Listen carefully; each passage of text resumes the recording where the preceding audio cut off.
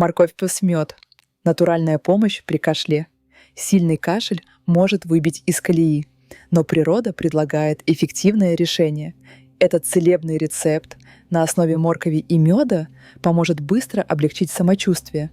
Отжимаем сок из нескольких средних морковин, разбавляем его водой в пропорции 1:1, добавляем пару чайных ложек натурального меда. Принимайте по 1 столовой ложке этого средства 5 раз в день за полчаса до еды. Морковный сок даст витамины для восстановления, а мед смягчит горло и окажет природное успокаивающее действие.